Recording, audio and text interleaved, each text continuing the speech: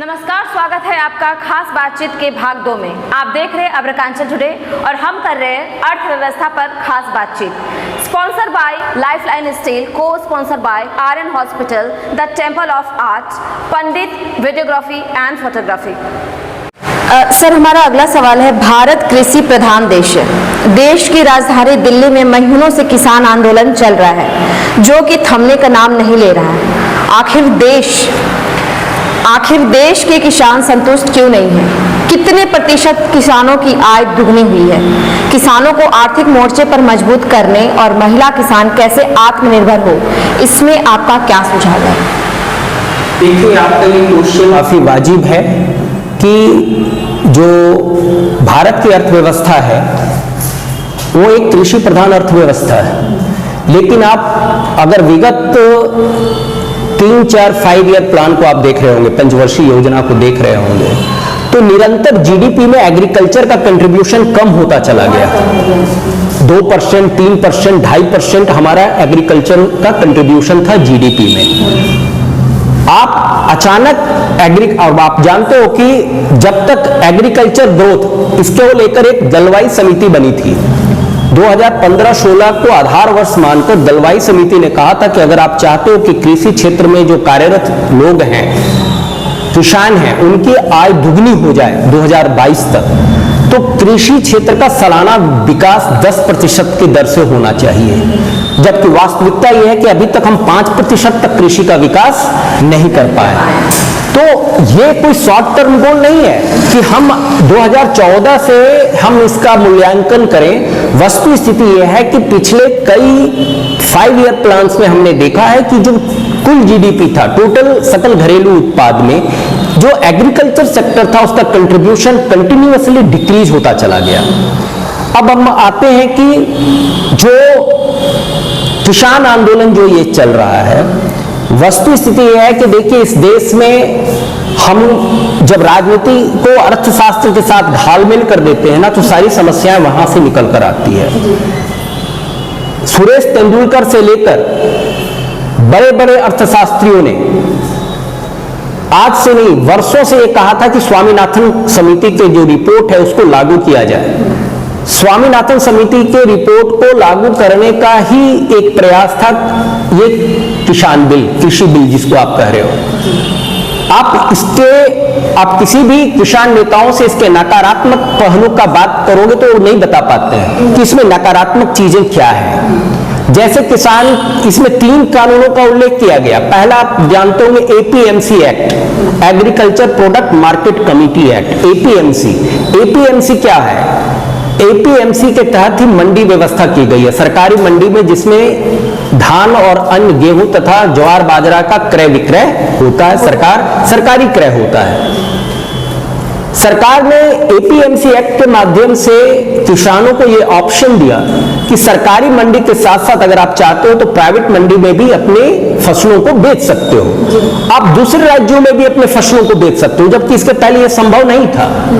आप online trading कर सकते हो।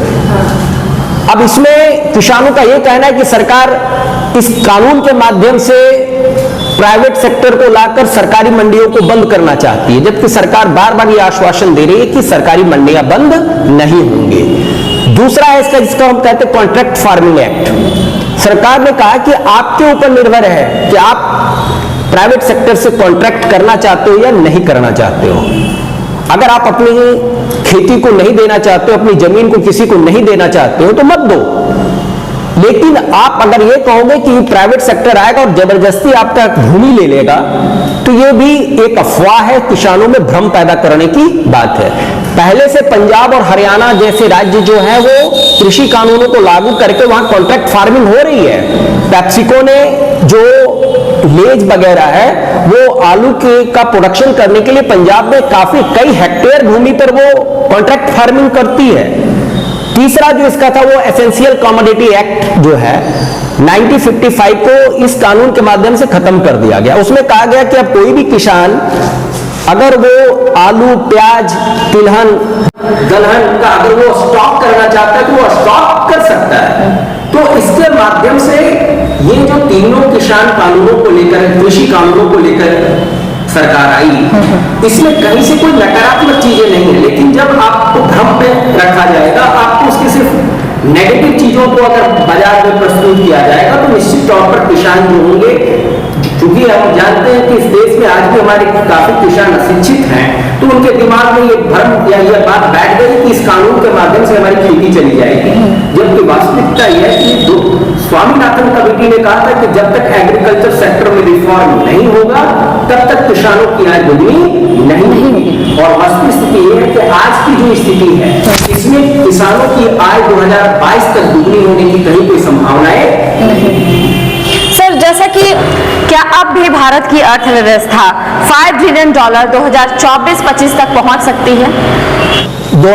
जब 2019 में केंद्र में एनडीए की दोबारा सरकार बनी तो वित्त मंत्री निर्मला सीतारमण जी ने कहा था कि 2024-25 तक हमारी देश की अर्थव्यवस्था $5 ट्रिलियन की हो जाएगी। लेकिन कोरोना के कारण जिस प्रकार अर्थव्यवस्था सिकुड़ा, 2020-21 में हमारी जो अर्थव्यवस्था का ग्रोथ था वो -7.3% था जीडीपी। तो ऐसी स्थिति में अब 2024-25 तक यह संभावनाएं नहीं दिखती है।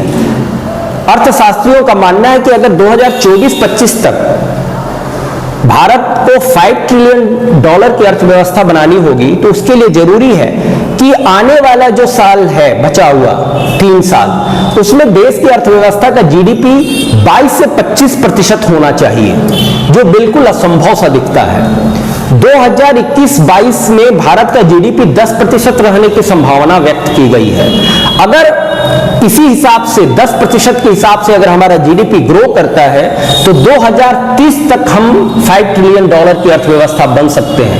लेकिन अगर 9% ग्रोथ हुआ तो या 2031 तक हम $5 ट्रिलियन की अर्थव्यवस्था बना सकते हैं। और अगर 8% हमारा जीडीपी रहा कमिंग 3 to 4 ईयर तो लगभग 2032 तक हमारी अर्थव्यवस्था $5 ट्रिलियन की होगी।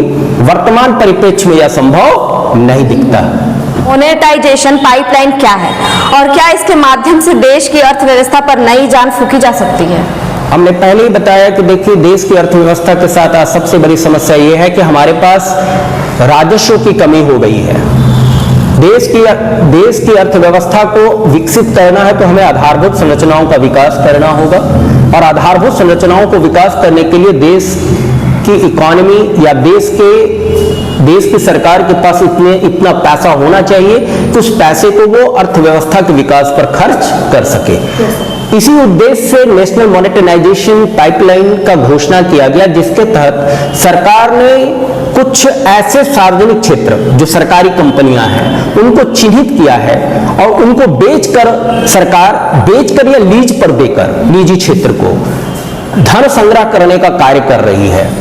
कई ऐसे सार्वजनिक क्षेत्र की इकाइयां हैं जो बीमार हैं या वो वेस्टेज पड़ी हुई हैं, जैसे रेलवे की काफी जमीनें हैं, वो जमीनों पे बड़े शहरों में मॉल बन सकता है लेकिन वो वेस्टेज पड़ा हुआ है, उस पे लोगों ने अवैध रूप से कब्जा कर रखा है। तो सरकार ने ये प्रयास किया है कि जो रेलवे से लेकर अन्य जो सार्वजनिक क्षेत्र की जो परिसंपत्तियां हैं जो बेकार पड़ी हुई हैं उसे निजी क्षेत्र को लीज पर देकर या उसको बेचकर हम पैसे का संग्रह करें, धन का संग्रह करें। और इसी उद्देश्य से नेशनल मॉनेटाइजेशन पाइपलाइन की घोषणा की गई है, जिसके तहत वर्तमान वित्तीय वर्ष में 88,000 करोड़ रुपए का लक्ष्य रखा गया है।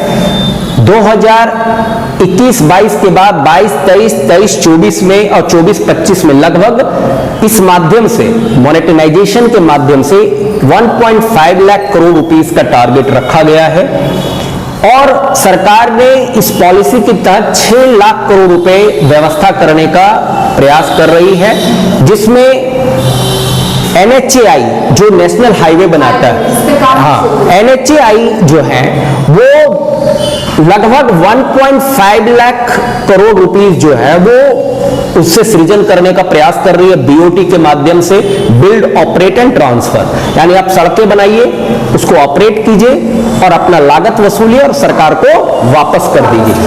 उसी तरीके से सरकार रेलवे की परिसंपत्तियों को मोनेटाइज करके 1.52 लाख करोड़ रुपया अर्न करने का प्रयास कर रही है।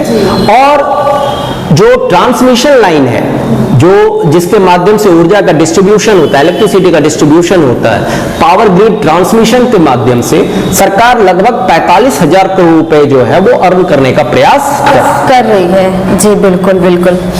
क्या जीएसटी को गब्बर सिंह टैक्स कहा जाना उचित है?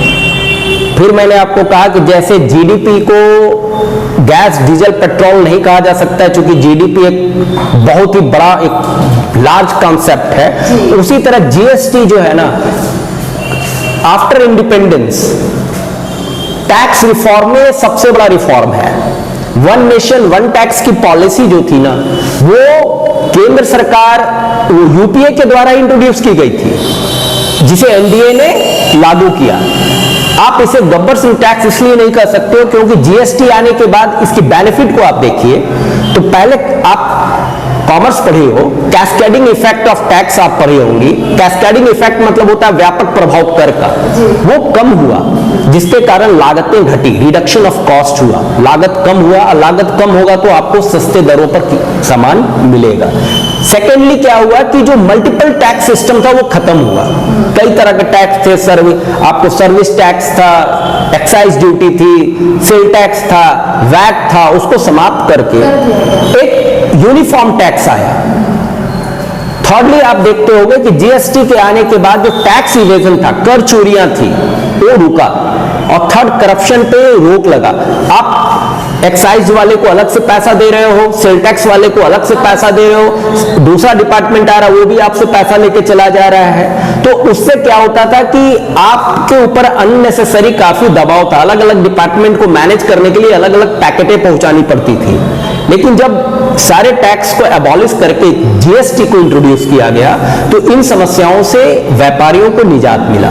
लेकिन यहां समस्या ये आई कि निश्चित तौर पे कुछ चीजें अच्छी होती है तो कुछ गलत भी होती है। जैसे पहले 1.5 करोड़ जो रुपीस टर्नओवर था किसी कारोबारी का, 1.5 करोड़ रुपए का अगर टर्नओवर था किसी कारोबारी का, तो उसी के ऊपर एक्साइज ड्यूटी लगती थी। लेकिन जीएसटी आने के बाद जिन कारोबारियों का टर्नओवर 40 लाख रुपए सालाना भी है तो उनको भी टैक्स देना पड़ रहा है। दूसरा क्या है कि ये थोड़ा कॉम्प्लिकेटेड है, जीएसटी रिटर्न को फाइल करना सबके बस में नहीं है। इसके लिए एडिशनल लोगों को रखना पड़ता है जो माहिर हैं, जो जीएसटी को जानते हैं। तो आप एक अलग इंप्लॉय को रख रहे हैं, उसको वेतन देना पड़ रहा है, तो ये आपका एक्स्ट्रा बर्डन क्रिएट हुआ। थर्डली टेक्निकलिटीज है, जो हमारे यहाँ के जो व्यापारी हैं वो इतने टेक्निकली माहिर नहीं है कंप्यूटर पे कि वो जीएसटी को प्रॉपर वे में फिलअप कर सके। तो आप जीएसटी के सकारात्मक पक्ष को देखिए कि इसके आने के बाद जो मल्टीप्लेक्सिटी थी, जो कई तरह के जो टैक्स थे, मल्टीपल टैक्स जो थे वो खत्म हो गए। वन नेशन वन टैक्स का जो एक अवधारणा था पूरे देश में कई वर्षों से, इवन पी चिदम्बरम जब वित्त मंत्री थे उन्होंने भी इस जीएसटी को बताया था कि देश के लिए अनिवार्य है।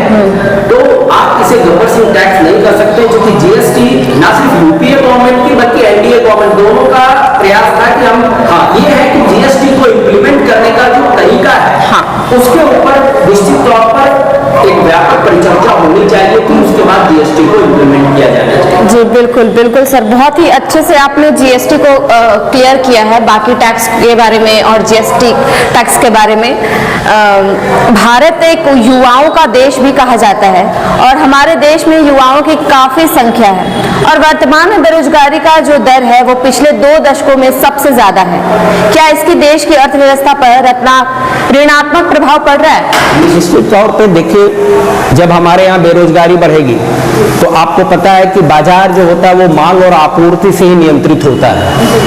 हमारे यहाँ बेरोजगारी को लेकर अलग अलग डाटा आता है, लेकिन ये फैक्ट बात है कोरोना के कारण जो है वो काफी लोगों का रोजगार गया, जिसके कारण मांग और आपूर्ति जो श्रृंखला होती है वो टूटी है।